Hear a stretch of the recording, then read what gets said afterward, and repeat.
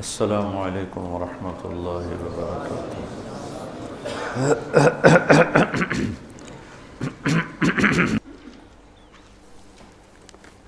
انفاق کو تھوڑا سا اور سود کو دوبارہ بیان کرتا ہوں۔ الذین ينفقون اموالهم باللیل والنہار سرا وعلانیہ فلہم اجرہم عند ربہم ولا خوف علیہم ولا ہم یحزنون۔ سبحان اللہ، کیا زبردست بات۔ جو لوگ اپنے مال خرچ کرتے ہیں دن میں رات میں کھل کے چھپ کے، ان کا اجر اللہ کے ذمے ہے اور ان پر نہ کوئی خوف ہوگا اور نہ یہ غمگین ہوں گے۔ یہ بہت بڑی بشارت ہے سخی لوگوں کے لیے، مال خرچ کرنے والوں کے لیے۔ انسان کی دو کیفیتیں ہیں۔ آنے والے وقت میں کوئی مصیبت نظر آ رہی ہے، اس سے جو کیفیت پیدا ہوتی ہے اس کو خوف کہتے ہیں۔ گزری ہوئی مصیبتیں اور مشکلیں اور پریشانیوں پر جب کوئی خیال آتا ہے اور ایک کیفیت بنتی ہے، اسے حزن کہتے ہیں، غم کہتے ہیں۔ تو اللہ تعالیٰ مال ہم کیوں نہیں خرچ کرتے کہ بھئی بڑے دکھ دیکھے ہیں، اب تو دولت ہاتھ میں آئی ہے، اب اس کو لٹا دیں گے تو آگے کل کو ہمارے بچوں کا کیا بنے گا۔ خوف اور حزن، اس کے بیچ انسان چلتا ہے ساری زندگی۔ تو مال خرچ کرنے میں جو رکاوٹ ہے وہ ہے اس کا خوف اور اس کا غم۔ تو اللہ تعالیٰ لا خوف علیہم ولا ہم یحزنون، تم اللہ کے نام پہ دو، نہ تمہیں کبھی خوف آنے دے گا نہ تمہیں کبھی غم آنے دے گا۔ اور جو سود والے ہیں ان کے لیے تباہی اور بربادی ہے، یہ یہاں بھی برباد ہیں، یہ آگے بھی برباد۔ میں نے کل بھی بتایا تھا کہ پرسوں کہ سود خور، اللہ کے نبی نے دیکھا معراج میں لوگوں کو سزا مل رہی ہے۔ سود خوروں کی سزا سب سے عجیب تھی کہ ان کے پیٹ گنبد کی طرح اور سانپ اندر گھسے ہوئے تھے، ان کو اندر سے کاٹ رہے تھے، جو دکھ اور درد میں سب سے خوفناک چیز بن جاتی ہے، اندر سے ان کو سانپ وار کر رہے تھے۔ تو مال خرچ کرنا، اللہ سے سخاوت مانگو، یہ دعا مانگا کرو، یا اللہ مجھے سخی بنا، کہ اللہ تعالیٰ سخی سے دوستی توڑتا نہیں اور بخیل سے دوستی لگاتا نہیں۔ اور اسلام کا جو موضوع ہے وہ حرص و ہوس نہیں، ایثار، سخاوت، خدمت خلق اور قربانی ہے۔ ابو قتادہ رضی اللہ تعالیٰ عنہ نے لینا تھا قرضہ کسی سے،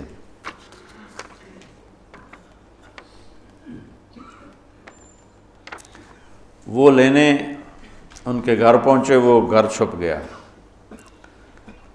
تو باہر کھڑے ہو گئے، انہیں زور زور سے آواز دی، باہر نکل، مجھے پتہ ہے تو اندر ہے۔ وہ نکل نہیں رہے تھے کہ مانگے گا، میرے پاس ہے نہیں۔ جب انہوں نے بہت اصرار کیا تو باہر آ گیا، تو آپ نے فرمایا کیوں چھپ رہا ہے مجھ سے؟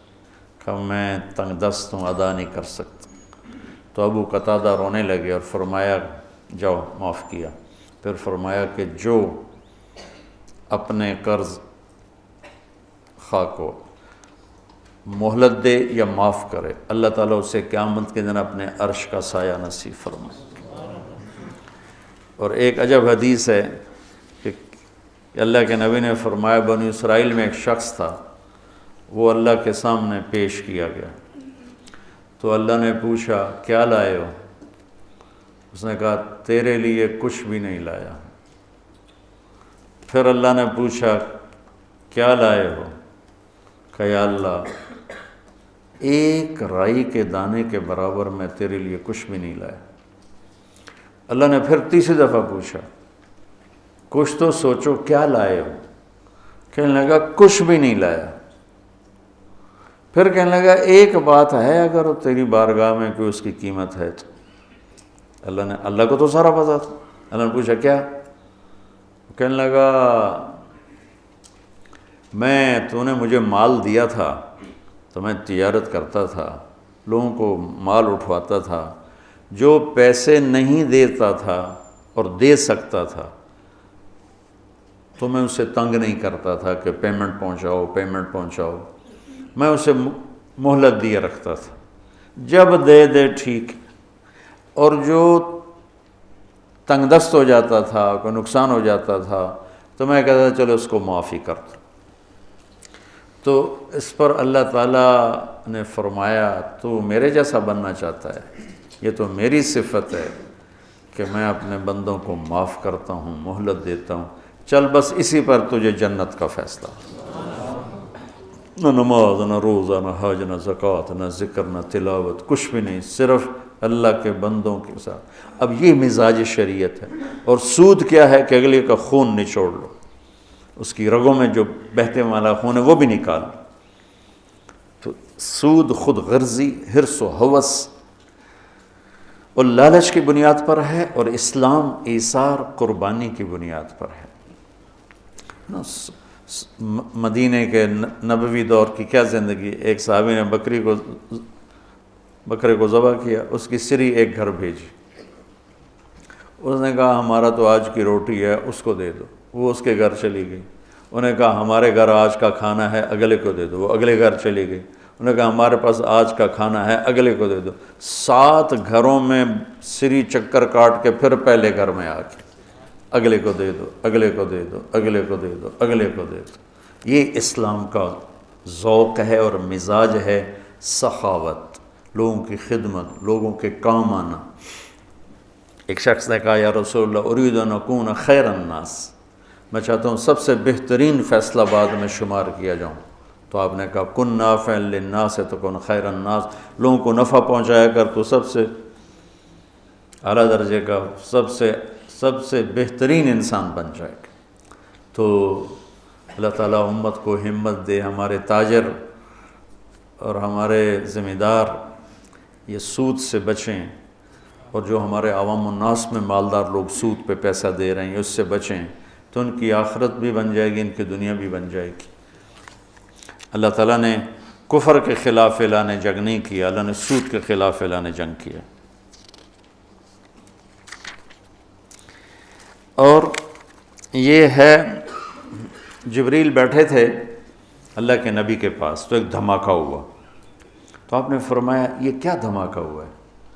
تو جبریل بولے آج ایک دروازہ کھلا ہے جو پہلے کبھی نہیں کھلا، اور ایک فرشتہ آ رہا ہے جو پہلے کبھی نہیں آیا، اور ایک کلام لے کے آ رہا ہے جو پہلے کبھی نہیں آیا۔ تو فرشتہ جب اترا تو انہوں نے کہا یا رسول اللہ ابشر بنورین، یا رسول اللہ آپ کو 2 نور کی بشارت ہو۔ کون سے 2 نور؟ ایک سورۃ فاتحہ اور ایک سورہ بقرہ کی آخری آیات، آمن الرسول سے لے کر آخر تک۔ یہ اللہ کے، آپ نے فرمایا یہ جنت کے خزانوں میں سے ایک خزانہ ہے جو اللہ نے زمین پر اتارا۔ تو میں سوچتا تھا کیا چیز ہے اس میں جو اللہ نے اس کو کہا یہ میرے خزانوں میں سے خزانہ ہے۔ تو پہلے ہم اس کا ترجمہ کرتے ہیں جو کہ بہت لوگ سن رہے ہوتے ہیں۔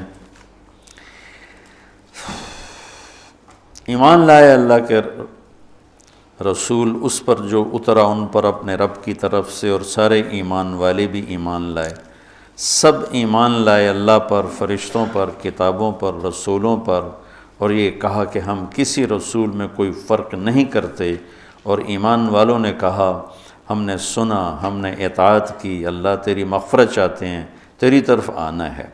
اللہ کسی کو اس کی ہمت سے زیادہ تکلیف نہیں دیتا، جو کرے گا اس کا صلہ پائے گا، جو غلط ہوگا اس کی بھی جزا دیکھے گا۔ اے اللہ ہماری پکڑ نہ فرما، ہم بھول کے کریں یا جان کے کریں، ہم پر ایسے بوجھ نہ ڈال جو تو نے دوسروں پر ڈالے، یا اللہ ہم پر وہ بوجھ بھی نہ ڈال جس کو ہم اٹھا نہ سکیں۔ واعف عنا، درگزر فرما، واغفر لنا، معاف فرما، وارحمنا، رحم فرما، انت مولانا، آپ ہمارے مالک ہیں، فانصرنا علی القوم الکافرین، ہمیں کافروں کے خلاف ہماری مدد فرما۔ ایک خاکہ سا میرے ذہن میں آیا، میں کسی تفسیر کی بات نہیں ہے تو میں آپ کے سامنے پیش کر دیتا ہوں، آپ سارے مجھ سے تو زیادہ جاننے والے بیٹھے ہو ماشاءاللہ۔ تو ادھر تمہارے استاد بیٹھے ہیں، وہ بہت ہی زیادہ جاننے والے ہیں، اگر یہ ٹھیک ہے تو اللہ کی طرف سے۔ یہ شروع ہو رہی ہے یہاں سے، للہ ما فی السماوات و ما فی الارض وَإِن تُبْدُوا مَا فِي أَنفُسِكُمْ وَتُخْفُوهُ يُحَاسِبْكُم بِهِ اللَّهُ فَيَغْفِرُ لِمَن يَشَاءُ وَيُعَذِّبُ مَن يَشَاءُ وَاللَّهُ عَلَى كُلِّ شَيْءٍ قَدِيرٌ۔ زمین آسمان میں جو کچھ ہے وہ اللہ کا ہے، للہ۔ ظاہر کرو یا چھپ کے کرو، اللہ تمہارے ظاہر اور باطن کا حساب لے گا، جسے چاہے گا معاف کرے گا، جسے چاہے گا عذاب دے گا، اللہ ہر چیز پر قادر ہے۔ اس کے بعد ہے آمن الرسول، 2 آیات۔ سورہ بقرہ ساری احکام پر ہے، احکام پر ہے، سب سے زیادہ احکام پر مشتمل سورہ بقرہ ہے، سب سے لمبی 286 اس کی آیات ہے، اور بھری پڑی ہے احکام، حلال حرام، جائز ناجائز، معاشرت، معیشت، کاروبار، زندگی، عبادت، حج، عمرہ، زکوٰۃ، ہر چیز سے بھری پڑی۔ تو حکم کی عظمت آتی ہے حاکم کی عظمت کے ساتھ۔ اتنے لمبے چوڑے احکام کس نے دیے ہیں؟ میں نے دیے ہیں تو کہیں گے تو ہیں کون؟ اتنے لمبے چوڑے احکام کون ہے؟ حاکم کی عظمت ہوگی تو حکم کی عظمت آئے گی، ٹھیک ہے؟ یہ میری بات ٹھیک ہے نا؟ حاکم کی عظمت نہیں ہوگی تو حکم کی عظمت نہیں آئے گی۔ یہ 2 جملوں میں، اس ایک آیت میں اللہ تعالیٰ نے سورہ بقرہ کے لیے تیار کیا ہے کہ یہ جتنا کچھ کہا گیا ہے، کہنے والا وہ ہے، زمین اس کی، آسمان اس کا، پہاڑ اس کے، ندی نالے اس کے، دریا سمندر اس کے، موسم اس کے، چار پاؤں پہ چلنے والے اس کے، 2 پاؤں پہ چلنے والے اس کے، رینگنے والے اس کے، اڑنے والے اس کے، تیرنے والے اس کے، ماضی حال مستقبل پر وہ پوری طرح حکمران ہے۔ ان القوۃ للہ جمیعا، ساری طاقتوں کا مالک ہے۔ ان الامر کلہ للہ، سارے امر، سارے اختیارات اس کے اپنے ہاتھ میں ہیں۔ یمسک السماوات والارض ان تزولا، زمین آسمان کو گرنے سے تھام کے رکھا ہوا ہے۔ یغشی اللیل النہار، دن اور رات کا نظام چلا کے رکھا ہے۔ الشمس والقمر والنجوم مسخرات بامرہ، چاند، سورج، ستارے، سیارے اس کے غلام ہیں، اور اس کی ذات میں نہ کوئی شریک ہے، نہ کوئی بیوی ہے، نہ کوئی بچہ ہے، نہ کوئی مددگار ہے۔ وہ سب سے غنی ہے، کوئی کسی قسم کی محتاجی نہیں۔ احق من ذکر، احق من عبد، وانصر من ابتغی، وارأف من ملک، واجود من سئل، واوصى من اعطى، وهو الملك لا شريك له، والفرد لا ند له، والعلي لا سمي له، والغني لا ظهير له، لا ظهير له، كل شيء هالك الا وجهه، وكل ملك سائل الا ملكه، وكل ظل قالص الا ظله، مدبر بلا مشير، وقاهر بلا منير، ليس له بداية ولا نهاية، الأول بلا بداية والآخر بلا نهاية، قديم بلا ابتداء ودائم بلا انتهاء، هو سبح لله ما في السماوات والأرض وهو العزيز الحكيم، له ملك السماوات والأرض، يحيي ويميت وهو على كل شيء قدير، هو الأول والآخر والظاهر والباطن، وهو بكل شيء عليم۔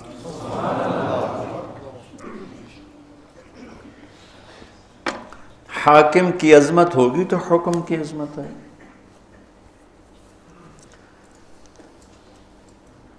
یہاں ظفر عباس SSP تھا فیصل آباد، وہ میرا اسکول کا ساتھی، ہاسٹل فیلو، کمرہ ایک ہی کمرے میں ہم رہتے تھے، کمرہ بھی ہمارا ایک ہی تھا۔ تو عبد الخالق آئے، ایک اور SSP، 3 چلے لگا رہے تھے۔ میں نے ان سے کہا کہ میں تمہیں ظفر عباس سے ملاتا، کہنے لگا میرا وہ بیچ میٹ ہے۔ بیچ میٹ کا مطلب ہے کہ وہ جو CSS کے بعد جو ٹریننگ ہوتی ہے اکیڈمی میں، وہ کٹھے تھے۔ اب ہم دونوں یہ پولیس لائن گئے، ایک دروازہ ادھر ہے، ایک دروازہ وہ یونیورسٹی کی طرف سے، وہ دور تھا یہ قریب تھا، تو سپاہی کھڑا تھا دروازے پر، اس نے دور سے دیکھا 2 صوفی صاحب آ رہے ہیں، ٹھیک، دونوں کی داڑھیاں، دونوں کی ٹوپیاں، دونوں کے کرتے، دونوں کی شلواریں، ٹخنوں سے اوپر شلواریں، لہذا وہ بے نیاز ہو گیا۔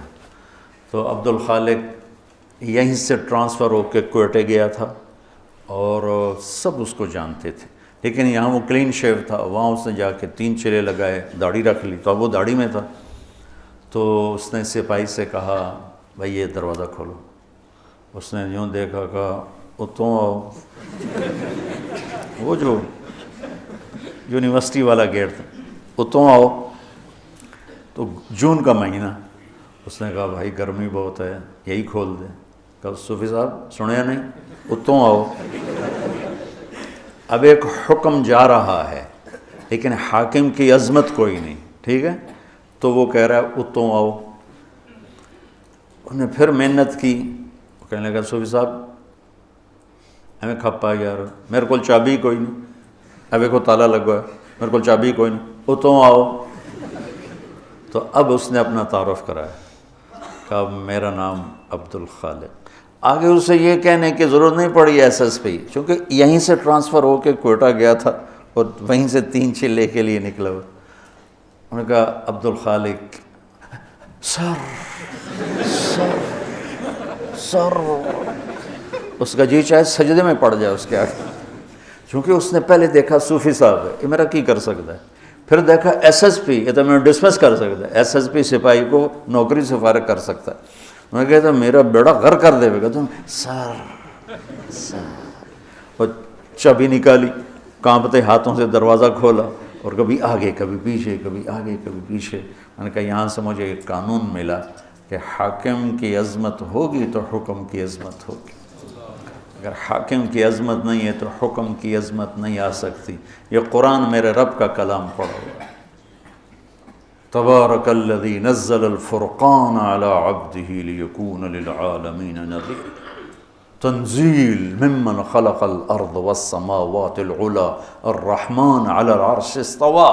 کیسے تعارف اللہ قرآن کا کروا رہا ہے، لیکن ہمارے دل کیوں نہیں جھکتے، جسم دل کیوں نہیں جھکتے کہ اس کے مالک کی عظمت سے دل خالی۔ تو سورہ بقرہ پر اللہ تیار کر رہا ہے، تو اللہ اپنا تعارف کرا رہا ہے، سمجھتے ہو میں کون ہوں، میں یہ ہوں، میں یہ ہوں، میں یہ ہوں، تمہارے اندر کو بھی جانتا ہوں، باہر کو بھی جانتا ہوں، یعلم السر و اخفا۔ اخفا کہتے ہیں کہ ہونٹ بند لیکن آدمی بول رہا ہے، اللہ تعالیٰ اس کو بھی سنتا۔ وَإِن تُبْدُوا مَا فِي أَنفُسِكُمْ أَوْ تُخْفُوهُ، تخفو وساوس، خیالات، اللہ وہ بھی دیکھے، لہٰذا خیالات پہ پکڑے، تمہارے ظاہری اعمال پہ پکڑے، اس کو قدرت ہر چیز پر قادر ہے۔ تو مانو گے میری؟ تو بندے کہتے ہیں جی مانیں گے، تو کہا پھر چلو لائن میں آ جاؤ، آمن الرسول بما انزل الیہ من ربہ والمؤمنون۔ یہ اب نوکری تو ہو چکی ہے، اب ایک تحریری معاہدہ ہو رہا ہے کہ تم نے کیا کیا مان کے چلنا ہے، کیا کیا مان کے چلنا ہے۔ تو جو کچھ اللہ کہہ رہا ہے وہ تم نے کرنا ہے، کتاب، انبیاء، رسول، یہ ایمان کی کیا بات ہے کہ جو کچھ میرا رب کہہ رہا ہے وہ سارا کچھ کرنا ہے۔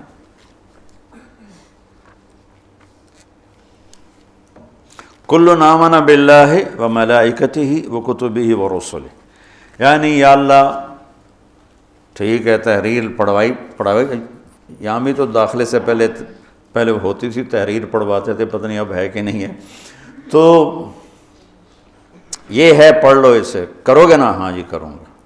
تو پھر اللہ تھوڑا اس کو نا تیار کرتا ہے، کہتا ہے پوری اطاعت کا اعلان کر، سمعنا و اطعنا غفرانک ربنا والیک المصیر، پوری مانوں گا اور تیری بخشش کا طلبگار بنوں گا۔ پھر اللہ اس کو تھاپڑا مار کے کہتا ہے لا یکلف اللہ نفسا الا وسعها، ڈرو نہیں، جتنی تیری ہمت ہے نا اتنا ہی تجھ سے کام لوں گا، اس سے زیادہ نہیں لوں گا، تیار ہو کہ تیار ہو، چلو بھائی نوکری پکی۔ تو تنخواہ کیا لوگے؟ ہوتا ہے نا، تنخواہ کیا لوگے؟ وہ کہتا ہے جی میں اتنی لوں گا اور میری یہ شرط ہے، میرا یہ ڈیمانڈ ہے، میری یہ ڈیمانڈ ہے۔ یہاں الٹا ہو رہا ہے۔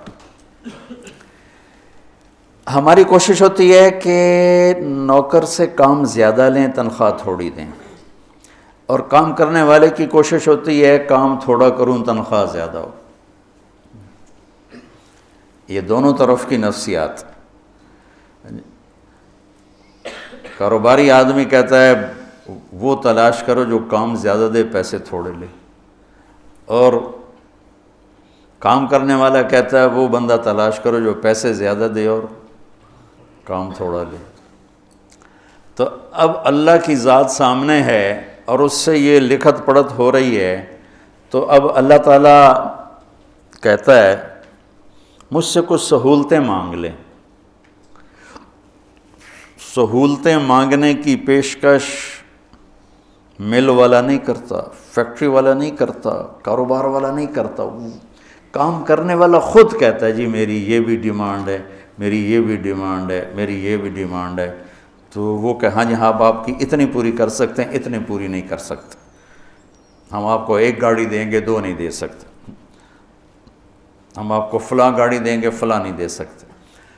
تو نوکر مانگتا ہے سہولت اور مالک کچھ دیتا ہے، کچھ روکتا ہے۔ یہاں الٹا ہو رہا ہے۔ سورہ بقرہ کے ساتھ ہم عہد کر چکے ہیں، اور تحریری معاہدہ ہونے کے بعد اللہ کہتا ہے کوئی سہولت تو مانگ، کوئی سہولت تو مانگ مجھ سے۔ وہ کہتا ہے اللہ تو ہی بتا کیا مانگوں؟ تو اللہ کہتا ہے تو کہہ،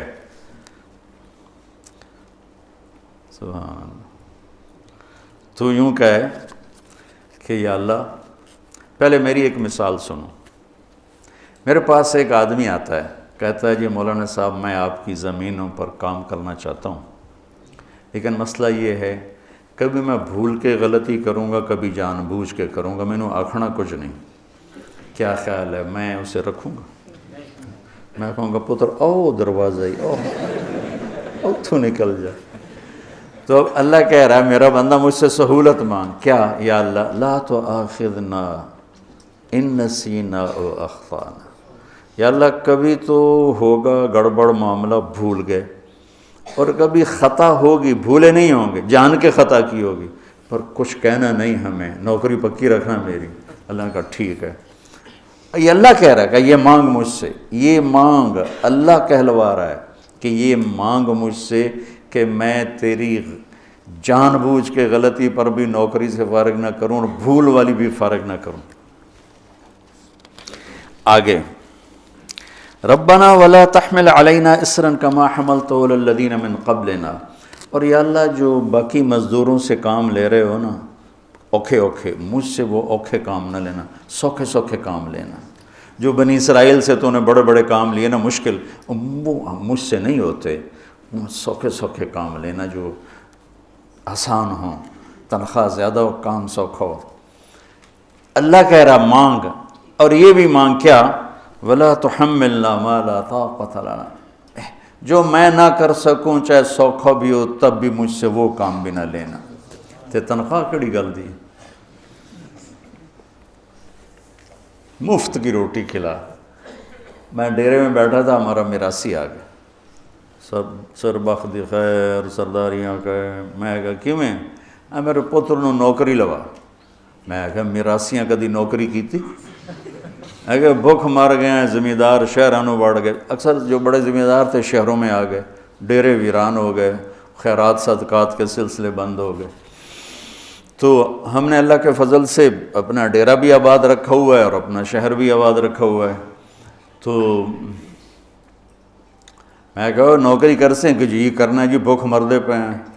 تو میں نے وہ کوٹ ادو تھی فاطمہ شوگر مل، اس کے جو تھے نا جی ایم میرے دوست تھے، میں نے ان کو فون کیا کہ اس طرح ایک ہمارا بچہ آپ نوکری پہ رکھ لیں، کہاں بھیج دیں، ہم لیبر میں لے لیں گے، مزدوروں میں۔ تو میں نے اسی رو میں کہہ دیا چاچا انہوں لے جا کوٹ ادو، انہوں لیبر چ رکھ لے سے، سر بخ دی خیر آباد رمن میاں اللہ بخ دے دے رہے۔ ایک ہفتہ گزرا تو دونوں باپ بیٹا پھر دیرے پہنچے ہوئے۔ میں کہ میں نوکری واسطے گلے آئی تھی کدے آ گیا؟ اس کا باپ کہنے لگا مولانا صاحب میں سمجھا لیبر کوئی افسر ہوندا ہے، میرا پتر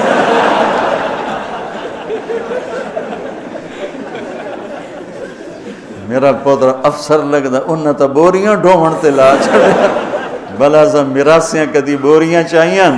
میں کہا میں تو تینوں پہلے آ کے آئی تو مراسیاں دا کم نہیں۔ اللہ ہم سے یہ کہلوا رہا ہے، تم ذرا سوچو، یہ اللہ کہلوا رہا ہے کہ یا اللہ گڑبڑ کروں گا، سورہ بقرہ تو میں انہیں مان لیا ہے، لیکن کبھی بھول کے کروں گا، کبھی جان بوجھ کے کروں گا، مجھے فارغ نہیں کرنا۔ اور دوسری بات یہ ہے جو کام تو نے پہلوں سے اوکھے اوکھے لیے وہ مجھ سے نہیں لینے۔ تیسری بات یہ ہے کہ جو میں نہیں کر سکتا وہ بھی مجھ سے نہیں لینا۔ تو اس کے بعد کوئی تنخواہ کا مطالبہ بنتا ہے؟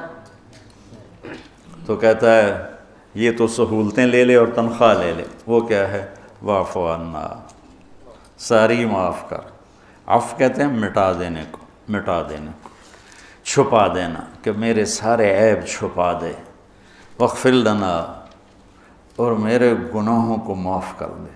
وارحمنا، اور اس جہان میں رحمتوں کے دروازے کھول دے۔ انت مولانا، اللہ ہی سے وہ بے اعتبارہ ہو رہا ہے کہ اتنی سہولتیں دے کر اتنی بڑی تنخواہ کہاں سے دے رہا ہے، تو وہ تذبذب کا شکار ہوتا ہے۔ تو اللہ کہتا ہے فکر نہ کر، میں تو تیرا مولا ہوں، میں نہیں تو کرنا اور کون کرے گا، میں تیرا مولا ہوں۔